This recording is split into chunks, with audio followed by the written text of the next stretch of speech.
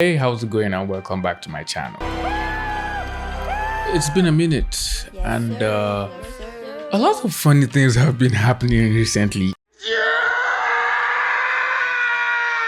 Today we're talking about a seemingly interesting situation that happened only a few weeks back on the most toxic app on the internet. Apparently some people clearly don't know or have never heard of the term referencing before, especially when it comes to art and just drawing characters, and they clearly can't differentiate between stealing, copying, and drawing characters while using reference. So the Twitter user JJ from Rule made a tweet saying, "The picture on the left is a photo from 1938 found by JC77829456. The photo on the right is Alcina Dimitrescu from the Resident Evil concept art book. Same outfit and pose." So it seems to be a normal tweet, and he was just expressing how surprised he was at finding someone who looks exactly the same as the Resident Evil character. Nothing harmful, nothing too out of the ordinary, right? But our friends on Twitter felt otherwise. So in other words, copy and paste in a way, instead of coming up with something original. The character is nearly copied from the 1938 image. Everything from the silhouette, the important gathering beneath the bust, the tilt of the hat, the gloves, those are the areas of interest that are verbatim to the original image. Is it just me, or does everyone else just lose some brain cells whenever you go on Twitter and read some replies? Oh, we caught an art thief, These professional artists are stealing images from 1938 and they're using them to create concept for characters that were used in video games right now. Bruh. That's stupid. Use your common sense. It appears some people really have no idea what reference is, and apparently they don't know artists use reference to create characters. And as much as the concept of using reference is self-explanatory, I don't blame them for not completely understanding something that's not in their field of expertise. But let's talk about something that should be everyone's field of expertise, which is your online privacy while on the internet. Today's video is sponsored by NordVPN. You know, every time you connect your phone or computer to the internet, your internet service provider can literally see every website you visit, and then they can also store your personal information and data on their servers, which they can exchange to companies for financial transactions, leaving you with targeted ads all over your homepage and weird emails in your mailbox. This is where NordVPN steps in and takes the pressure off your hands. By connecting to the internet through NordVPN, your data and online information remains encrypted, so literally no one, not even your internet service provider, can steal your precious data. NordVPN have multiple high-speed servers you can connect to and trick your computer into thinking you're browsing the internet from different countries, even while you're just somewhere in your dad's basement in Colorado Springs. The process is relatively easy. You just choose the server in the country you want to connect to and you start browsing.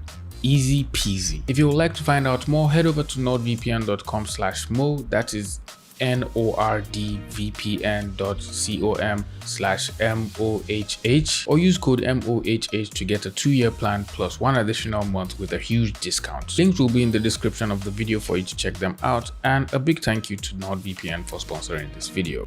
Reference. The big word of the day that has people losing their minds all over Twitter and going after innocent artists' throats because they created everyone's favorite seductive vampire mummy villain and took inspiration from a real woman from the 1950s to base their character off of. Normally I'll just want to pass this off since it should be a very simple thing for everyone to understand, but it seems there's a lot of people on Twitter these days who literally just jump into conclusion head first without completely understanding a situation and taking into context the entire circumstances surrounding the situation. So let's just clear the air on what reference is so we're all on the same page. The dictionary on Google defines reference as the use of a source of information in order to ascertain something, which really isn't that hard to grasp for even Twitter thugs, I suppose. Now, this broad definition covers not just art, but all other forms of referencing, most especially in writing. When writers mention or quote someone or something a person said in their article, or when authors cite multiple multiple sources of information in their books. Those of you in university would have probably encountered this when writing your project or thesis. Concept art, which is essentially our subject matter, referencing is when artists take images from the internet or photos they took of themselves and use that to solidify an image they were drawing or trying to create. The reference could be of an actual person or different body parts of a person. It could be of yourself posing in different weird angles that if a normal person sees you taking photos, they'll probably think you're weird. And it could also be of buildings, cityscapes, and mountains. It could literally be anything you can use to make your drawing better and base the elements in your image off from. Especially for concept artists, since you will have to draw inspiration for your drawings from things that already exist in order to make your drawings and concepts much more believable,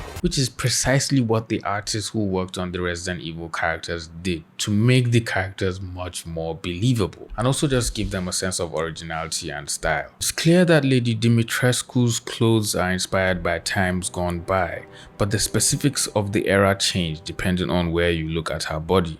Her dress is one of the most obvious throwbacks.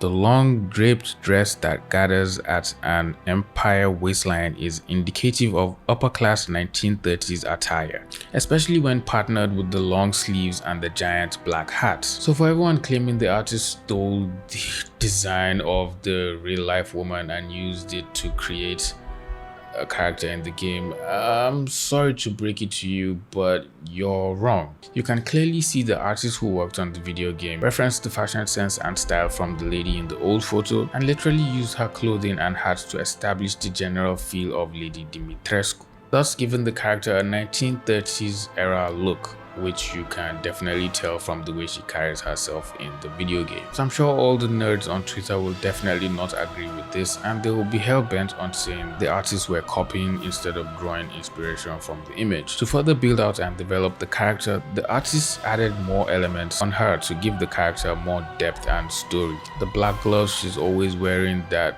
long claws emerge from later on, the long cigarette holder she's always carrying around so she can still smoke her cigarettes without having to hold them with her fingers or having the cigarettes touch her fully pursed, beautiful lipstick laden lips. She also has a rose sitting on the dress, and I'm not exactly sure the purpose of the rose there, but it adds a nice touch to the character. Beauty standards change with time, and Lady Dimitrescu has her favorite period as evidenced by her makeup. The bright red lip and dark lashes are popular staples of old Hollywood, specifically the pre-World War II era of film. And to even make her more elegant and show she comes from a wealthy family, the artists have her wearing a very stylish old century pearl necklace. Something similar to what Bruce Wayne's mom was wearing the night they got attacked in Gotham. So you can definitely tell a lot of reference was used to make the character believable and fit in the world of the video game, which is basically the same process for every other video game, animated show or movie that has ever existed. So this means every word this person just said is just totally wrong and is a big misconception about art, and most specifically how concept art works. I'm guessing the person really doesn't understand what concept art is and is just oblivious to the fact that this isn't even a direct copy. Even when you place both images side by side, you can see there are differences between both of these images, and you can definitely tell one was used to inspire the other image. You clearly don't know shit about concept art. People base designs on existing things all the time. It's a picture that inspired her design and matches her aesthetic and character. At this point, you would think this is already a great explanation and doesn't need any further debate, but no, we're on Twitter, so definitely the person had to reply saying there's a difference between a design based off something than just plainly copying exactly the image it was supposed to be based on. And this I don't agree with. Both images look similar because obviously the hat and dress inspired the character designer's choice in clothing, but it still doesn't make it a direct one-for-one copy. A direct copy will be something like this. I literally just duplicated the same image and nothing changed, nothing happened. It's the same image. This is a direct copy. But for concept art, you can literally base off your concept from another image, draw inspiration from that, use it in your image, and also draw inspiration from multiple other sources, and then use all of that to build up your image. I just love how everyone else in the comments is trying to tell him how obscure his reply was and how it really doesn't even apply to art at all. I hope you know that every fictional thing you see in game, movies, cartoons is a copy of real life. You can't make shit out of thin air. That's what concepts and references are for. Well, then every character in any movie, game, series who wears 1930s fashion, which basically always looks the same, men in suit, women in dress and hats, is copied and a fraud. And then my best one yet. Do you get mad at designers for Mario? Because come on, overalls and red shirts are also common. I mean, literally you can find 1 or 2 persons wearing a red shirt and blue overalls, or at least wearing a red shirt and blue jeans. It's not even that hard to find. This is standard practice. You start by drawing from reference of pre-existing models that have a similar vibe to what you're going for, and then you develop it from there. And then someone just totally went off on him in the comments. You simply don't realize you're not even looking at the right direction. The concept art is not like a painting someone paints to sell it or otherwise earn recognition for.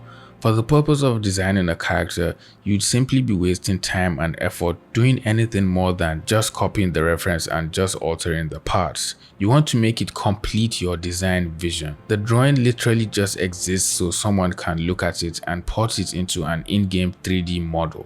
This is a perfect and tight-knit explanation of how to use reference in a concept art production pipeline. That style is typical in certain time period pieces. She's a vampire who has likely been around for generations. She's also a single female who is the head of her household, the attire being common among noble folks and the short hairstyle being considered an act of defiance against old age, gender roles and standards. But I guess the symbolism just magically flew over your head. Additionally, there are changes such as the flower brooch. It's hard to be 100% original, especially with simple character designs such as a dress and hat. And acting like a design can be ripped off when it's based on simple characteristics and common fashion is stupid. Use your common sense. Aside from this person just giving each of us a history on Victorian era fashion, it also explains the functionality of her look played a big role in developing her character in the game. This is really important when choosing reference or finding inspiration for your character. Thinking of how the elements you draw on your characters work in real life and applying them on your character is as important as how all the elements you have referenced and are drawing onto the character add to the story you're trying to tell of your character. Each piece of reference you draw on a character must have a function and tell a story on that character, or at least follow a theme based on the design of your character. Now, I've also seen some arguments on the internet where some people are against using reference and call it cheating, or just outrightly say it's bad without really giving any definite reason to why it is bad. Well, here's what I think. Taking a reference photo and just directly copying exactly how it is without changing anything at all and just redrawing the exact same image and using the same pose in the reference is just the same thing as copying. When it comes to using reference in concept art and illustration, there's absolutely nothing wrong in getting an image and using different parts of it to structure your pose or any other part of your image that needs to be referenced, especially if you can't draw it offhand or you're having problems remembering how something looks. Now, if you're new to using reference or you already know how to use reference but find it hard to arrange all your references in just one place while you work, I'll suggest you use the app PureRef, which has a very simple and intuitive interface. You can literally drag a ton of images, drop them into the app and arrange them like how you would if you had an actual board in front of you. An easy way to do this is to just build a theme for your character and find separate references for each theme and arrange them accordingly within the app, so you don't have to struggle looking for a specific reference or image you downloaded or took by yourself. Another alternative for organizing your reference board is Pinterest, but I always just end up getting lost every time I go on Pinterest. It's literally very easy to find reference on Pinterest, and all you have to do is to create different boards for everything you need to build your character or just paint a landscape. And lastly,